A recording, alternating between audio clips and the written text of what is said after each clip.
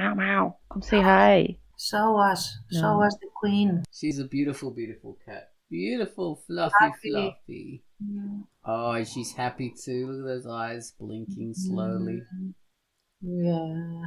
Beautiful. She is in ecstasy, but in her little mitten paws, she holds agony. She could get you. She's pawing to get out the door now. So yes, I let you out. Ow, damn it. Ow. I let you out. Hold on.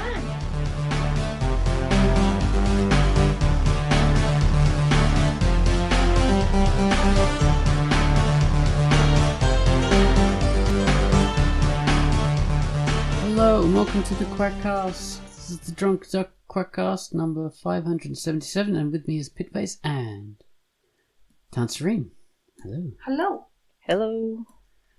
So this week we're talking about the agony and the ecstasy of creation, the cycle that you go through of being quite down on your work and then being really happy, then being really down again. And for some people it's like an upwards kind of climb, and for others it's like a downward climb, and for still others it's a parabola. And then for me it's like a million billion ripples on a graph as I go up and down, up and down, up and down. Manic depressive, like a minefield. But that's how it is. In creation, you go through all these kind of stages of really loving what you do and really hating it. And this is universal. So we're going to talk about the process of that. I mean, we stole our title, Agony and the Ecstasy, after a book written in the 60s, a movie, and Pitt was saying it's even a song. So this was about Michelangelo, I think, and his process of creation. So there we go. This has always been a thing. As far back in the 60s when they first started to make paintings.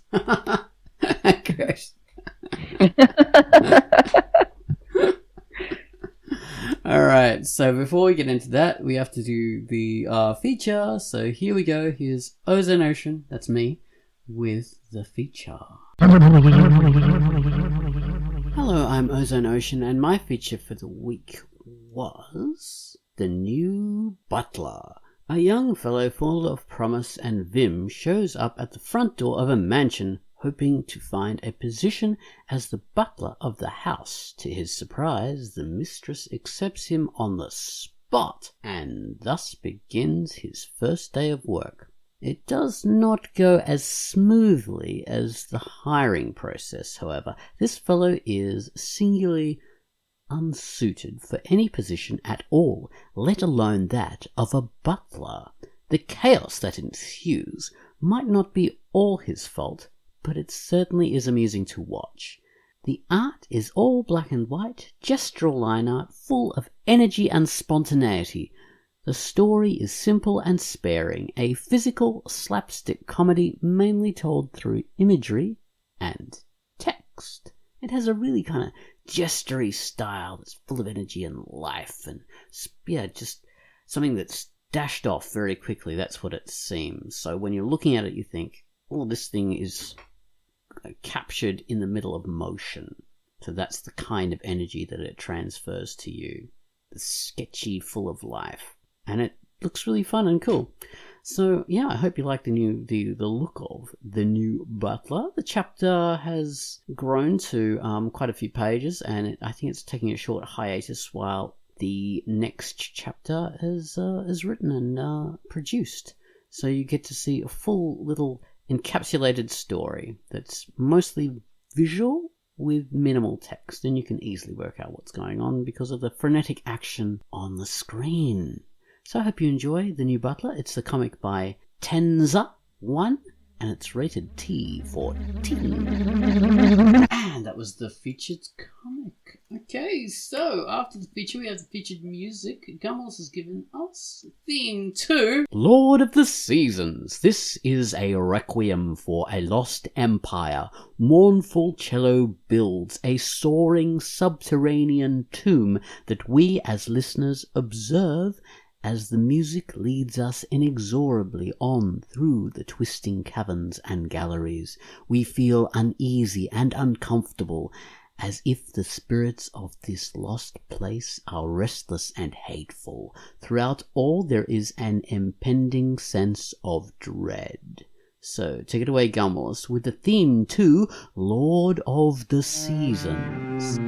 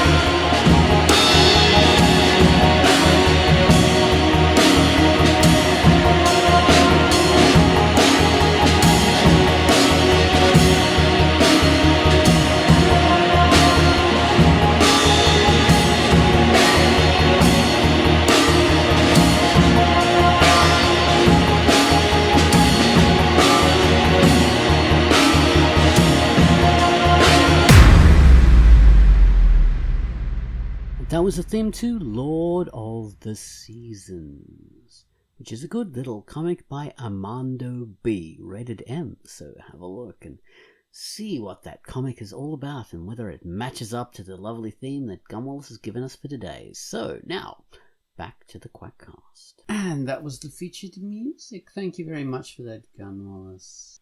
Okay, so guys, the Agony and the Ecstasy. This is this particular topic that Pitface came up with. Mm-hmm. Very, I already forgot about it. I was like, you liar, but then I remembered I did. Yeah, you did. This was your idea. It was genius. It was a stroke of just brilliance. So the idea is of the process you go through when you're creating a page, how you can feel amazing about it or you can feel down about it at different stages of this creation. It is a universal experience. All of us have a variation of these highs and lows. And I don't know, perhaps they're driven by the dopamine release, like Chance, you were talking about this. And the cycle of dopamine release in the brain is not only like happiness because you have it, you also have a withdrawal from dopamine, which makes you sad or makes you depressed. So this is something internal in your own nervous system, the way you deal with these release of these I don't know, is it a hormone? I'm not sure. Endorphins, basically. Yeah, I mean, chemicals in your head. A lot of things, yeah. So they can induce these feelings in you. Yeah, and you know, effort is you put in all this effort to create a page for hours upon hours upon hours, or even longer, and you are bound to get a physical reaction out of this at some point as you are working through things. So absolutely. And there's also the thing when you work on something and it doesn't come out the way you want it to, and then you have to go back and redo it. That's hell for me, because I'm like terrible. I always think in chunks of time. So if something doesn't work out the way I want it, it's time lost. So I feel terrible. Like, you are such a horrid artist.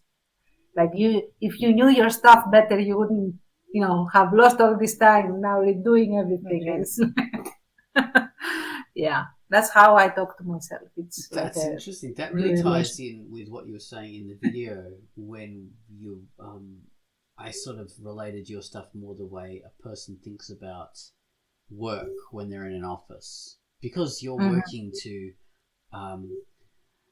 like time limits, deadlines, and things like that. So you are sort of treating your comic work more as like work, because you have a Patreon and all this kind of stuff. So things need to be finished on time, and that is definitely that kind of, oh, this is a loss in time. That's how I feel like when I'm working on graphic design work in the office, and I think, oh my god, they want me to do what? I have to redraw the text in vectors for this damn thing.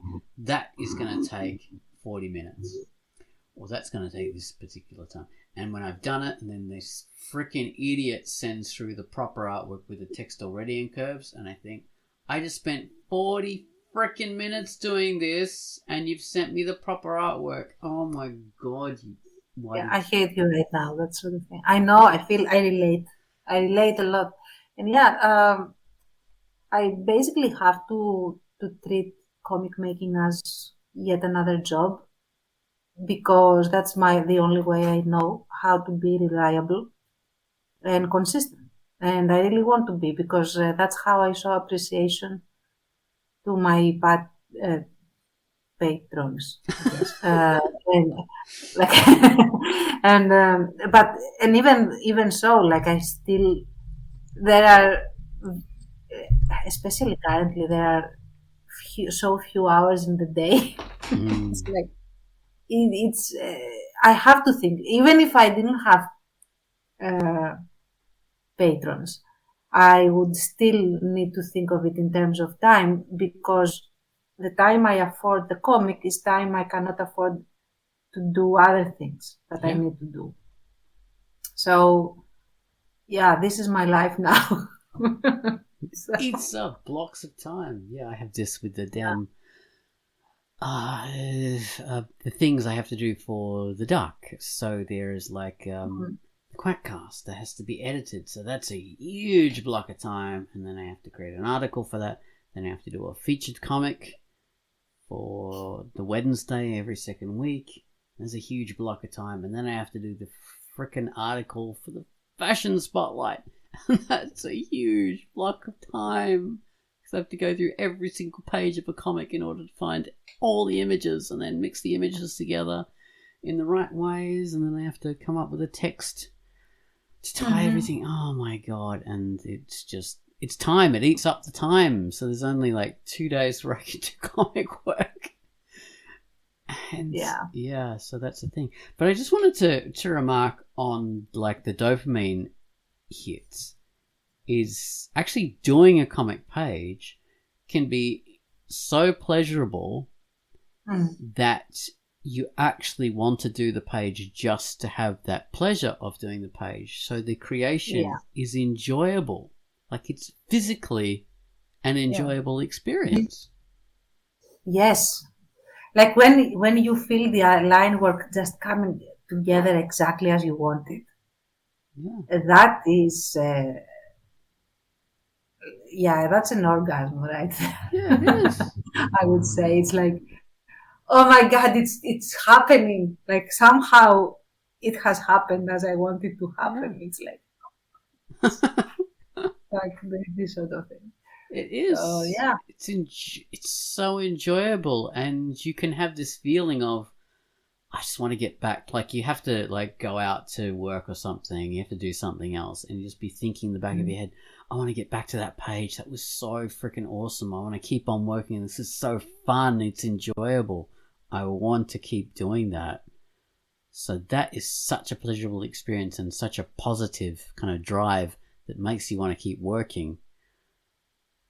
And that's the old, drug reference, chasing the dragon. That's what you want. You want to chase that dragon. It's chasing the thrill, I think, right? Or no? Oh no, just dragon. Yeah, it's that kind of imagery. Yeah. Yeah. But yeah, the work. It's funny you say that because I've thought of it that way many times. Especially like I feel the most propelling times, at least for me, are like if I'm working on a page that's part of a sequence of things that I really want to tell. Like, there's my microphone. Like, for instance, like say I've been wanting this character to have this interaction with this character. Um, just because thinking of it makes pleasure in my brain. Mm-hmm. So when it comes time to actually draw that, I feel all the more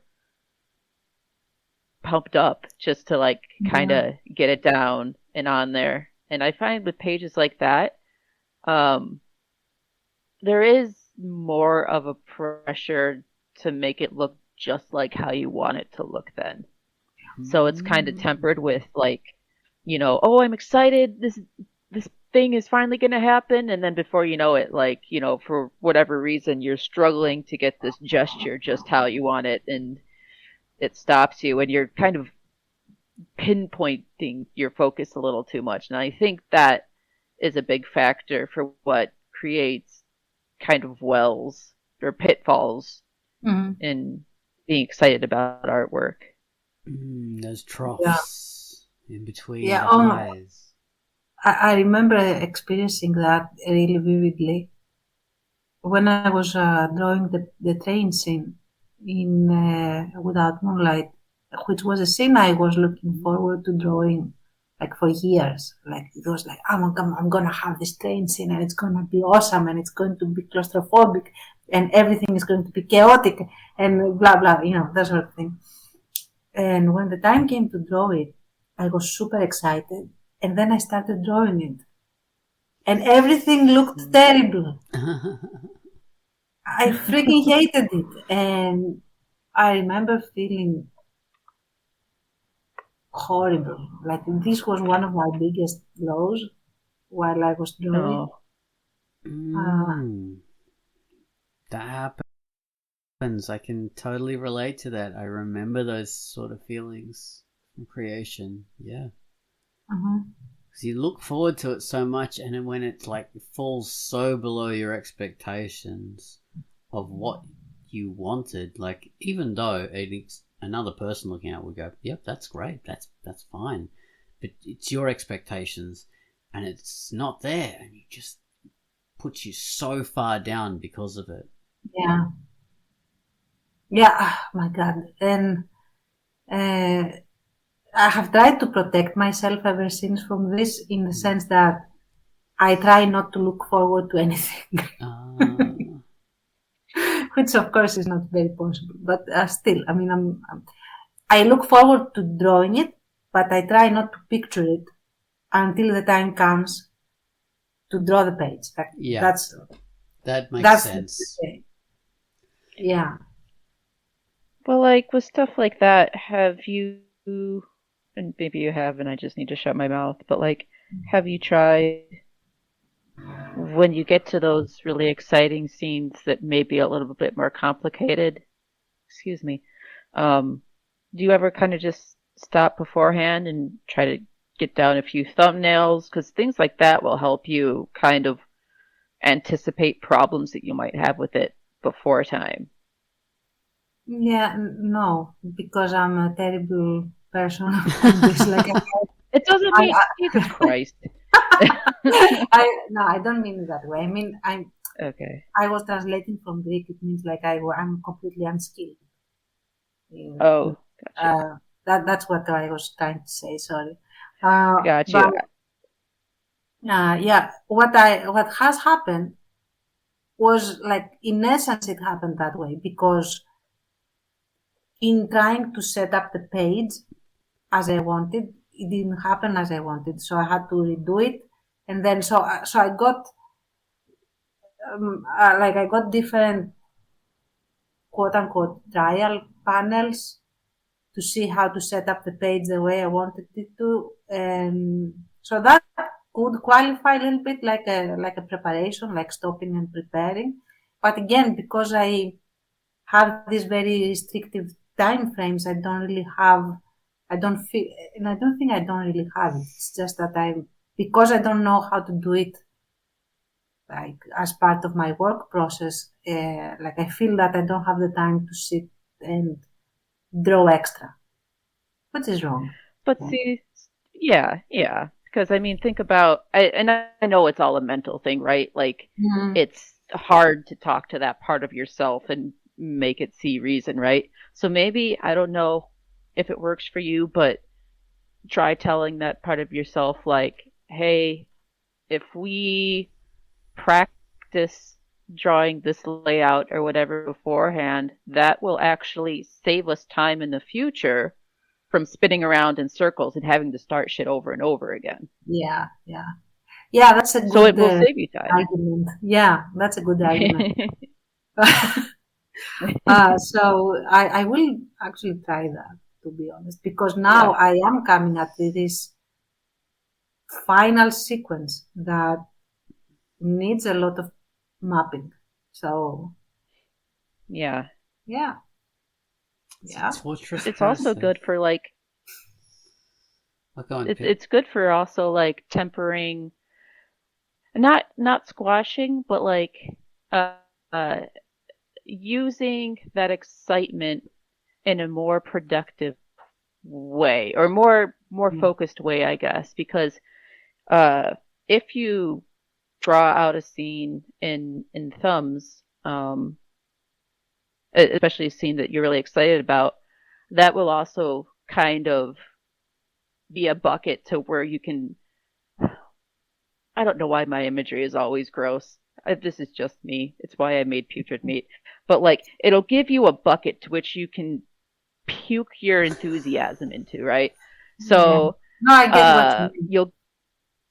you'll kind of get the best of it, and then you'll have the tools available to make it make sense and put it in the Yeah, orders you need and stuff. So, yeah. Think That's of a great yourself like a advice. bee and you're puking the honey into the honeycomb bucket yeah. and storing it for later. Puke the honey. It's liquid gold. I hope you guys are not eating honey right now. Yeah, That's how we keep people around. exactly. Yeah, but that I mean seriously, that was one of my biggest lows. Like eventually, I made peace with the scene. I like it now. Like, now that I go back and look at it, I like it. It's just when I was drawing it that I hated this. Well, it's an incredibly Yeah. difficult scene to conceptualize. Like academically, you think, oh, action taking place on a train, pretty straightforward and simple. You like 1 point perspective kind of thing. You got like a simple tube, chairs all in rows. But when you actually go to draw a scene like that, it's so hard because the space is so limited and you don't see anything really easily, and everything blocks everything else. It's hard. And the added problem that I had was that this is going. It has to be a train that is historically accurate for the era and for the region. So I had literally 3 reference photos of the interior of this kind of train, and huge blind spots on how everything else looked. So, so I had to sort of Frankenstein together from other trains what could have been the interior, and that way was super stressful for me because I Yeah. like knowing how things look before I draw them. Yeah. So, That sounds stressful. yeah, that was it. It being historically correct and matching stuff up from photos is a nightmare. I've done that with battleships in my work, and even though they're sort of based on my own idea of battleships, because I'm trying to I do things like my preferred version of it, based on reality, but then through the lens of the fantasy version that I'm doing it, but still it's solidly based on reality. And so much of it is guesswork because all these photos are really crappy, kind of grainy things taken from Oh my a God. really long Yes. way away, and you're trying to like fill in the details. And then years later, I see clearer photos of these things, and how could I've got it so wrong? This is so stupid. My imagination version. And there is also like if you have only black and white photos, like the colors, Yeah. like what the hell color is this thing? Yeah, because tones, like a green and red, orange and purple, no, yellow and purple, orange and blue. These are vastly different colours, but they're the same tone. So they'll both look the Yeah. same colour grey in photos. Yeah. Yeah, so there's that. I think now I'm a little looser on this in the sense that, and one of the things that cured me of this was watching a couple of movies that supposedly were historically accurate and lauded for their historical accuracy. And there were certain things that were pretty clearly not historically accurate. So I said to myself, like, these guys with all these advisors and extra resources and stuff, they got things wrong and they still got audiences pleased. So why am I stressing this much about it? So Yeah. I'll do my best, but yeah, this is my best. Yeah. Should be okay. You have to give yourself a bit of an out, a bit of a break on some things. This is all part of the agony and the ecstasy of creation. If you're too perfectionist, then your agony level is going to be huge. Like the bar for you to have agony is very low. If you're a perfectionist, it's just all pain after that. You just run into a field of spikes. You're stuffed. Honestly, after I really want to do another comic where I don't need any kind of reference. I can just create my own world, do a fantasy thing, and just a relatively short comic, maybe just make it and get a feeling of like, yes, this is my world. This is how I do things. Nobody gets to tell me, oh, this is not accurate. This is how it was. This is not how it was. Yeah. Yeah. For sure. Yeah, the freedom does open That'd be things great. up. Allows you to enjoy yourself a lot more. I mean, then unfortunately, you start to miss the rules, the restrictions. That often happens. You think, no, why can't I have some restrictions, please? Someone tell me what I shouldn't do. You put those on yourself eventually, if you do it right, quote unquote. But yeah, I mean, it's not that I really enjoy making without moonlight, but there are certain moments where it's hell to make exactly because of all of these things. So, yeah. Yeah. Yeah, it's the agony and the ecstasy. I love those contrasting things. Baines should be in this QUACKCAST because he's the contrast word man, Mr. Typical Strange. Yes. You are very missed, Mr. Baines.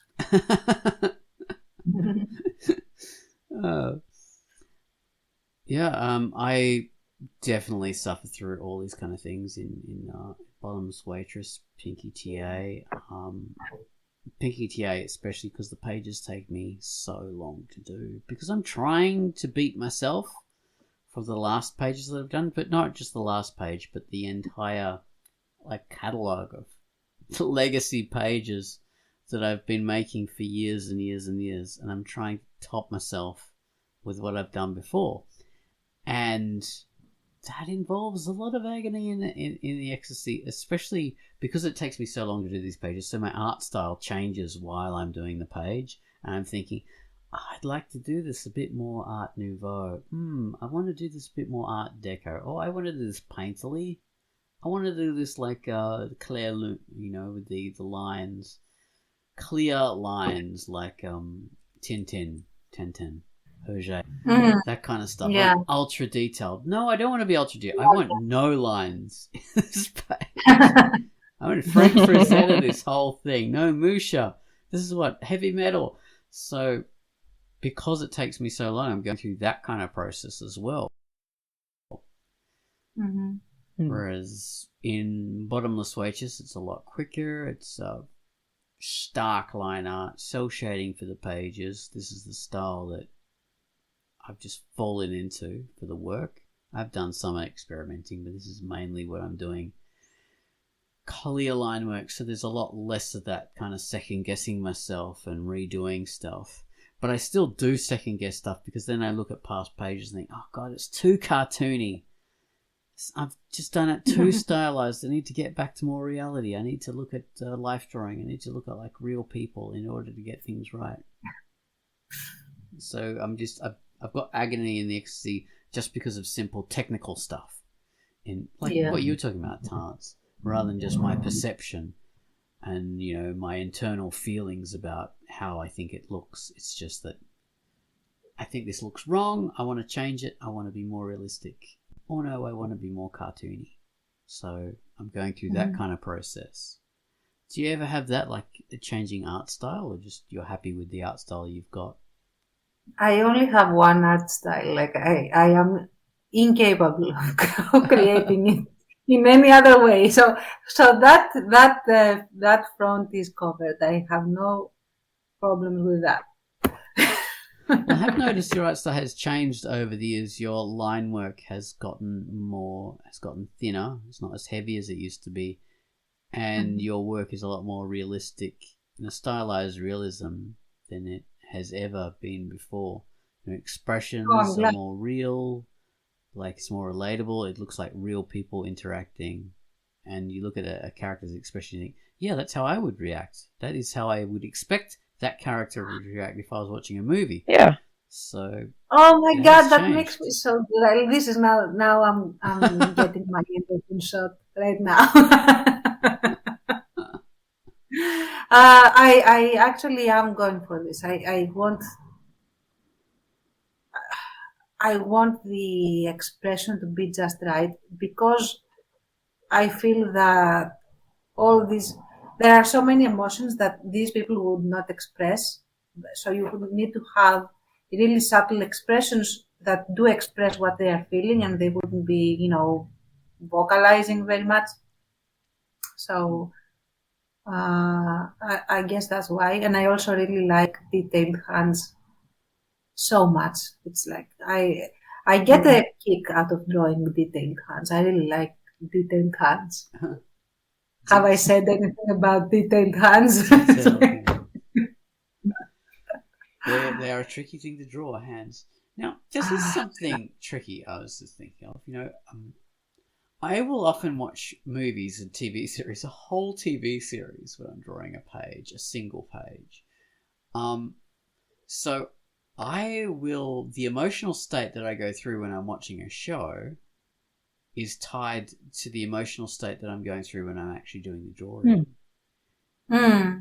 Which is a strange thing. Okay. And when I go back to work on the page, I'm thinking, I can't imagine drawing this page unless I'm watching this show, unless I'm watching something related to this. That's weird. I need someone to talk to me while I'm drawing. So usually, like music is fine, but it doesn't completely cover this need that I have.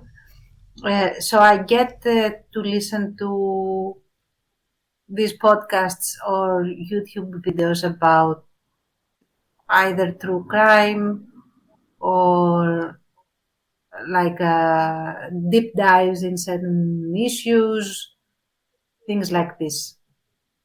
If it is a single person talking and it is more than half an hour, I'm going to put it on my list of on my playlist, and I listen to something like 8-10 of these things at least. Yeah. Interesting. That makes me fall asleep when I'm creating and I'm listening to the one person talking. No, it makes me focus. That's interesting. Super focus. And I have found out that this is my way of really catching up on stuff that I want to study. in a sense. Yeah. I just put on the lecture and I draw. Which, ironically, now that I think about it, it occurs to me just right now. When I was a student in like a pupil in high school and stuff, I used to sketch a lot while I was learning. So Okay, so maybe you've got why. a behavioralist Yeah. relationship with these things. Well, I mean, like I just described that for myself with my feelings being related to the shows I watch when I'm drawing. So yeah, it's I suppose we all do this. We have behavioralist relationships to the things that help us get along. I mean, some people can't create unless they're drinking or something like that. So you have to get in a particular state of mind in order to get there. I've had people say, look, if you're working professionally, then you don't need to be inspired. You just have to do it. And well, it makes sense to an extent, because when you're does. working professionally, you can't wait for inspiration to strike. You have to be producing things. That's true.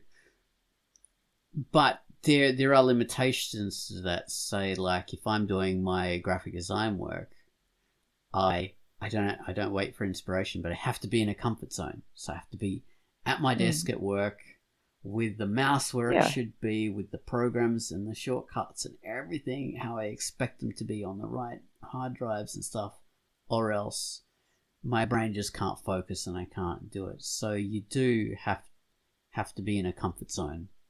Not necessarily waiting for inspiration to strike, but you have to have things coming together. But comfortable. Yeah. Yeah. I think we perhaps need a bit of a definition of inspiration, in the sense that even if you're working on your own project, like your web content and stuff, the inspiration has come when you conceive of it, when you get inspired to do it, when you commit to actually creating something that is you're in for the long haul, and things are organized in a way like what you are going to be drawing in the next page, blah blah blah, or at least in general directions. Even if you are improvising every page, there is a logical sequence that you are serving, in a sense. So you don't necessarily need super inspiration for this. Like, you don't need your muse to come and hit you with the inspiration or something. Yeah, there's a logical progression that influences the next thing. On the other hand, you do need inspiration to have a passion project. I think. Like, this is my opinion, okay? It's not Yeah, I mean, inspiration can really help you if you're working in, like, if you're thinking, what's going to be the focus on this particular page? Like, I need something to wow the eyeballs on this page, like one panel. How am I going to do that? And even when I'm working in graphic design and I have to produce, like, a poster or something like that, and I have to wait for a kind of inspiration in order to go, okay, so what is going to be the theme that's going to bring all this stuff together? I'll lay down all the different images that I'm going to work with on the page, see what comes to mind. Nothing is. I'm just going to go and make a cup of coffee, get a loo, just let things percolate. Here we go. There. Or, look at a bunch of different old artwork and think, something I can steal from these. What's going to really work and tie this stuff together? But I can I do that a bit with moonlighting, a lot, to keep myself from recreating the same angle all the time or the same sort of arrangement. I go to Google Images a lot, and I tap in certain themes and see what comes up. And usually it's completely irrelevant to what I'm looking at or looking for. But it doesn't matter, because it gives different angles and ideas about how to lay out your panel. And that helps me, at least, a lot. Yeah.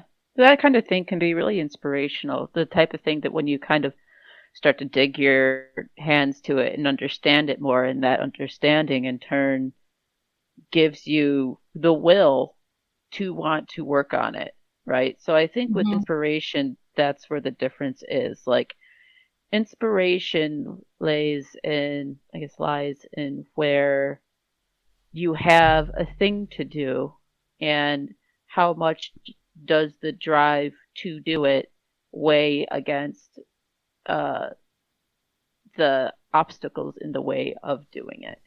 And that's where inspiration comes into play. I mean, it's a big reason why I don't really do commission stuff anymore because would I would be inspired for a very short time. Like, oh, I got work. Somebody likes my stuff enough to want to pay money for it. But as soon as I would sit down to kind of start to put the pen to paper, it would start to fade and I wouldn't be as inspired to continue that piece. It then kind of turns more into almost more of a utility kind of thing. And so that's kind of why I don't Interesting. do it anymore. Mhm. Interesting, yeah. That's commissions are working for external kind of stuff when you're doing more creative things as opposed to like graphic design is creative, but a lot of it is pretty mechanical because people need stuff for specific reasons. But when you're doing stuff that's more creative, it is painstaking to dump inspiration or creative ideas into some kind of project that someone else wants you to create, because inevitably they're going to make changes and that's going to destroy your inspiration to work on it massively. Yeah. Mhm. So yeah, that's something that is a lot of agony and not much ecstasy. Yeah, and you also may need to completely shift gears to where you are at, like the headspace you are in. If you, in order to create a commission. Uh, so yeah, that is going to be troublesome if you don't have. Like I know a lot of artists that can't do that. Like they completely shift gears and get into the zone with whatever they have to work with, in a sense like, okay, I need to do a sci-fi creature that I need to create, and it needs to have this, like this list of characteristics, and I can sit down and do it. And then my next commission that I will do right after, after like 6-7 hours, it's going to be this, I don't know, completely different thing. Like I'm going to draw this cafe for a game and stuff, and they will just get down and do it. They completely snap from one thing to another, like their brain has channels. I hate those I don't know people. how they do that. I don't know how they do that. Um, always impressed It's with these shocking. people. Yeah, I don't know how. I mean, it's sort of doing that. You know, I have to do that for my graphic design stuff. You move from one thing to another, and it just becomes your driving kind of inspiration there is to finish it on time, so you're not spending so long on this damn thing, and it just becomes all encompassing. You just want to finish it in time so you can move on to something else, and it becomes very mechanistic then.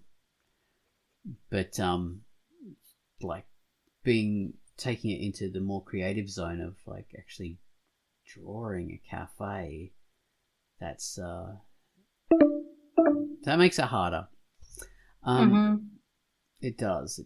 So yeah, it's weird. It's from my perspective, from being someone that like daily works as a graphic designer to someone who also works on doing comics and stuff. It's that's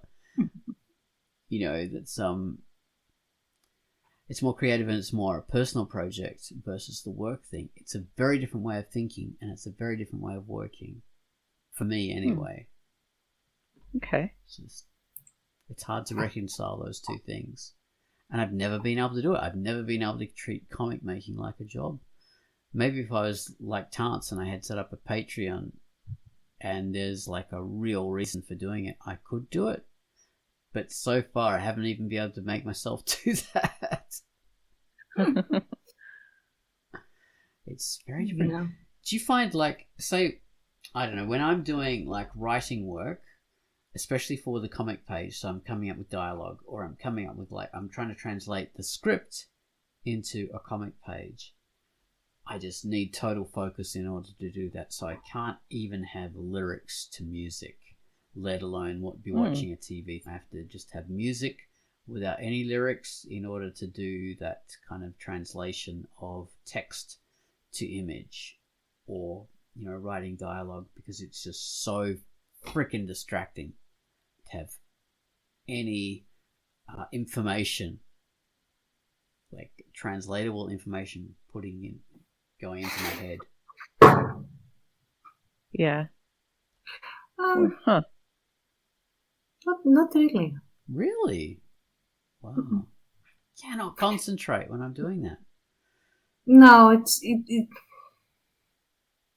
it comes without real need to strategize about it. I don't know how to say it, and that might be because I like my main quote unquote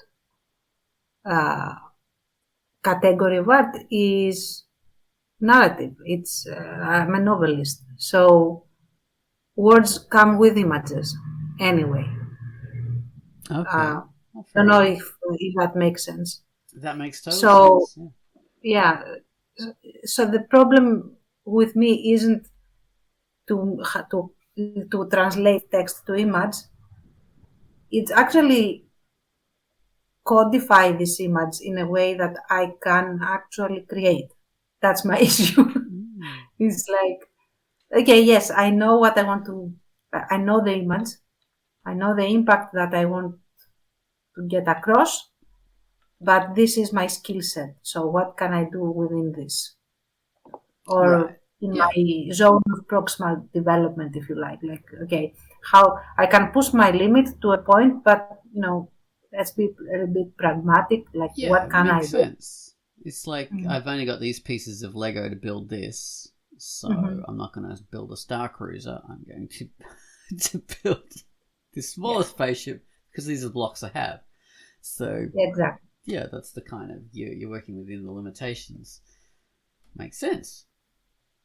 But, oh my God, that's weird, because for me it's the most painful experience, and I hate it. Translating text to imagery is just a nightmare.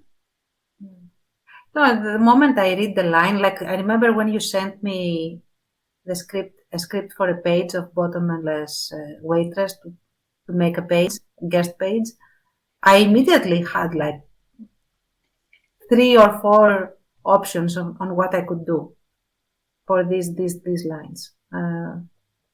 You came up with something pretty clever on that. It was really good. That was Polly forcing Craig to stick his hands out like a clothesline and trying to embarrass him and stuff. And you're quite creative in your interpretation. I mean, this is Bane's text, not mine, but it's what I had sent you. Yeah, and you'd translated it very well and very interestingly. And then Pitt, I think, was straight after you, and she translated it She again. sucked.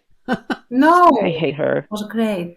I screwed it up and I threw it in the bin.